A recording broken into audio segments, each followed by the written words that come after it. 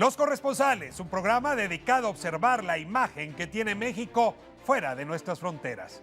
Una conversación con los periodistas que todos los días reportan sobre el país en los medios internacionales.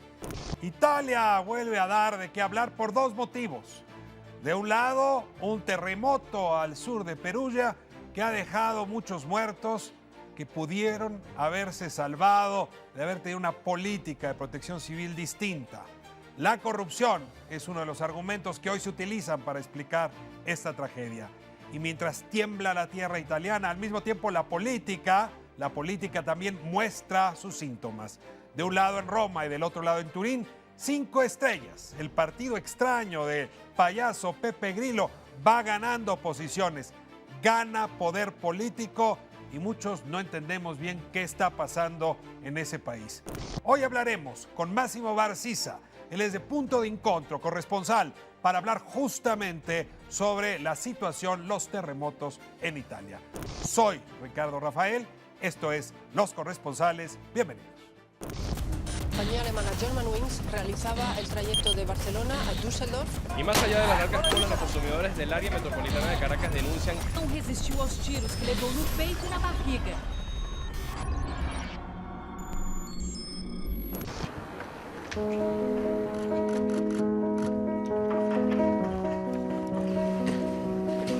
Non ce la faccio. Ogni tanto mi dico vittime, bambini.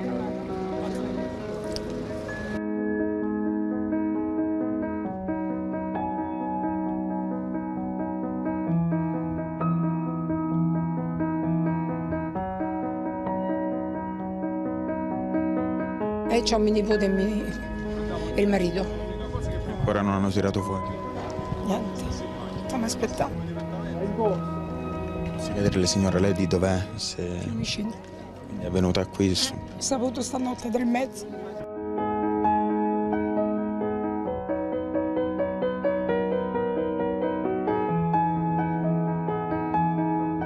Urlava perché tutto il rumore che cascavano le case, i muri, la chiesa, è cascato tutto.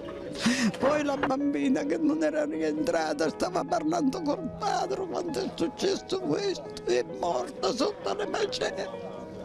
Abbiamo tirato subito fuori i 2 bambini e successivamente la nonna che era rimasta incastrata tra il letto e le macerie. Siamo riusciti a liberarle il piede e abbiamo tirato su anche lei. Tirar fuori persone vive prima di tutto. Restiamo fino a che c'è la possibilità di tirar fuori qualcuno, finché sentiamo una voce restiamo qui. Noi abbiamo bisogno adesso di una persona perché ognuno si rimbocca le maniche a modo suo.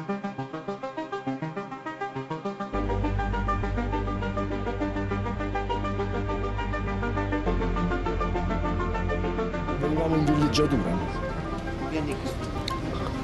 Purtroppo ho perso il mio suocero. Sì, purtroppo sì, lui non ce l'ha fatta. Cascato il tetto addosso, casa non esiste più. Un cumulo di macerie, basta, fine.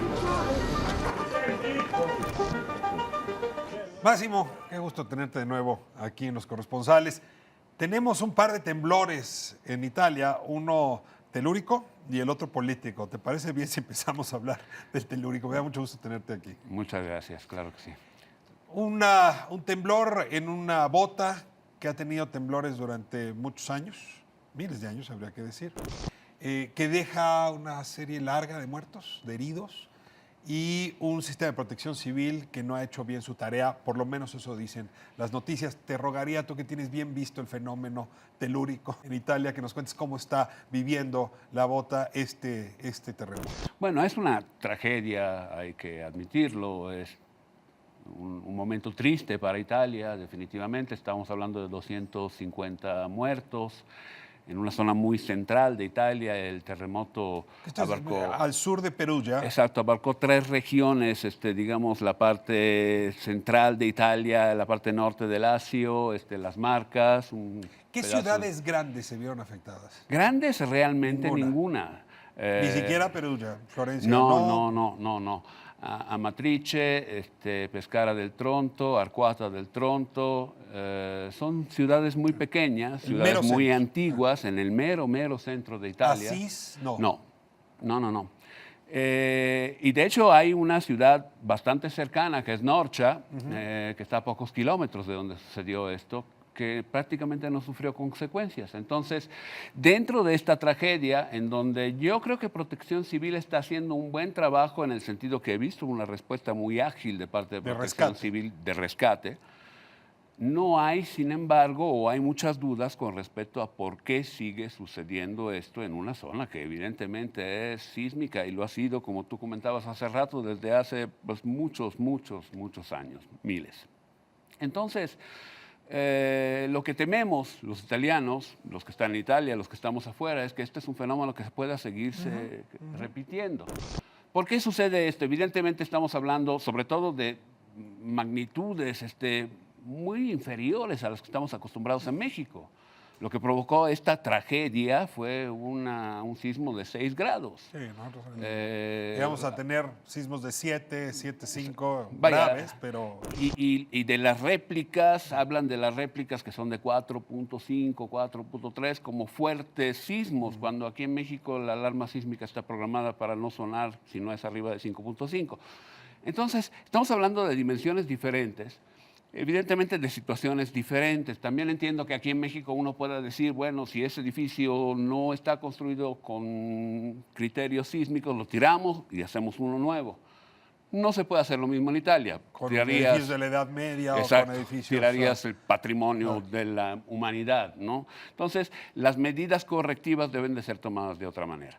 Pero existe esta gran duda de que... Aquí tenemos la catedral, por ejemplo, de la Ciudad de México, con pilotes, y pues no la tuvimos que tirar, nada más la reforzamos. ¿Por qué ese trabajo no se ha hecho? Exacto, es la parte que parece ser que no se está moviendo, o por lo menos no se ha movido en los últimos años. En los últimos 40 años ha habido varios temblores en Italia, y el Estado italiano ha gastado, estaban haciendo estimaciones, de 150.000 millones de euros en los últimos 40 años reparando daños.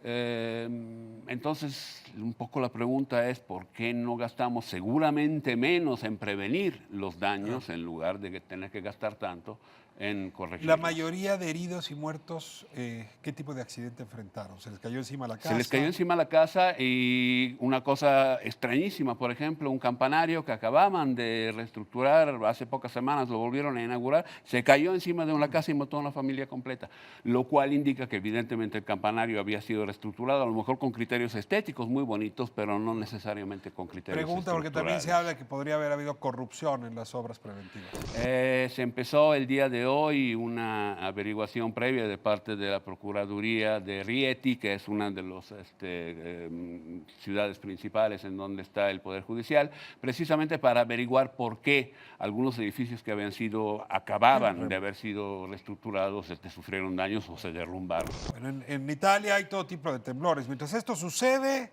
Beppo Grillo, cómico, payaso, no sé cómo llamarlo, que ha ido ganando con su discurso adeptos, construye el partido 5 estrellas, obtiene un lugar considerable, músculo político en Roma y en Turín. Esto es como el Trump, si me permites la comparación, por lo menos para explicarme, italiano. ¿Cómo está creciendo tanto este hombre? Es increíble, además tomando en cuenta que si uno se pone a buscar en la red ideología del movimiento 5 estrellas, dice claramente el movimiento 5 estrellas se presenta como un movimiento sin ideología.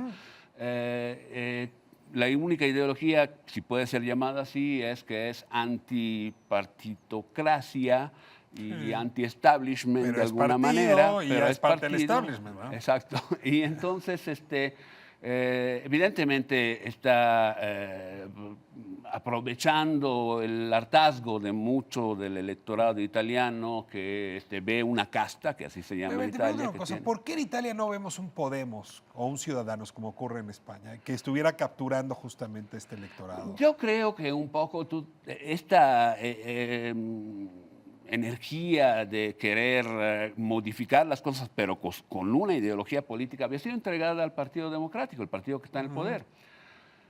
Sin embargo, un poco similar a lo que ha llegado a pasar aquí en México con el PRD u otros partidos, el propio Partido Democrático ha entrado poco a poco en crisis y se ha convertido en parte de lo que el propio Grillo critica. Y de ahí que ha salido su fuerza, no una fuerza positiva, con una clara propuesta, pero una fuerza de decir todo lo que está no nos gusta. Y muchos italianos se agarraron de eso y votaron por él. Ahora, no entiendo las ciudades donde está ganando. A ver, Turín es una ciudad burguesa, industrial, pariente de Milán en más de un sentido, cuna del cine, cultura potente en el norte italiano.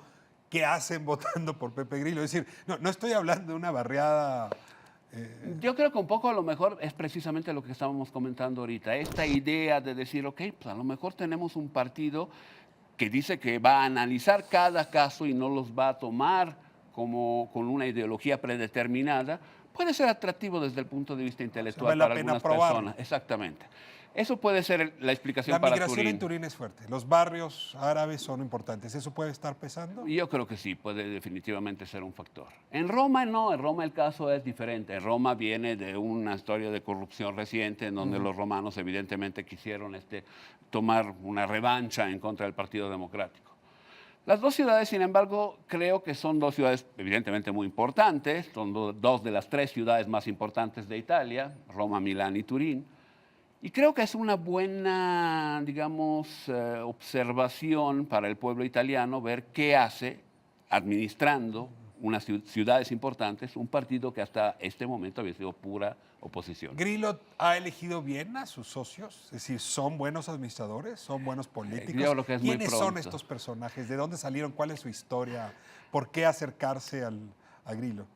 Raggi y Appendino en Turín yo creo que son dos personas preparadas en lo personal, dos mujeres, eso es importante también, dos mujeres encabezando dos ciudades muy importantes. Se parece a Madrid y Barcelona. Exacto. Pero yo creo que es muy pronto para decir si verdaderamente pueden ser buenas administradoras y obtener buenos resultados o no. Evidentemente, si lo obtienen, el resultado para Italia puede ser un resultado y un cambio importante. O sea, con esta victoria administrativa en estas dos ciudades y en varias otras ciudades, porque en centros más pequeños pues también ganaron diferentes alcaldías, el Movimiento 5 Estrellas, yo creo que podría moverse el panorama político. Ya están prácticamente en las encuestas electorales que se llevan a cabo normalmente parejos. Ahora, Grillo es antieuropeo. Sí. Es nacionalista. Sí, aunque... O sea, sí hay ideología. Exacto. Es de derecha, conservadora. Esa es la parte que nunca ha querido admitir y que jamás se ha aclarado en este sentido, ¿no? Muchas veces la pregunta ha sido muy clara, ¿eres de derecha o eres de izquierda? Y la respuesta siempre es, soy antipartidocracia y vamos a analizar cada caso y cada ocasión en su momento. Entonces, puede ser una... Si te estoy escuchando bien, a lo mejor no es tan malo. Pues no lo sé, ciertamente asusta. A mí, en lo personal, la falta de ideología puede esconder cualquier tipo de cosa. Prefiero una ideología criticable, pero clara. Máximo, muchísimas gracias. Vamos a revisar con cuidado Italia porque da mucho de qué hablar.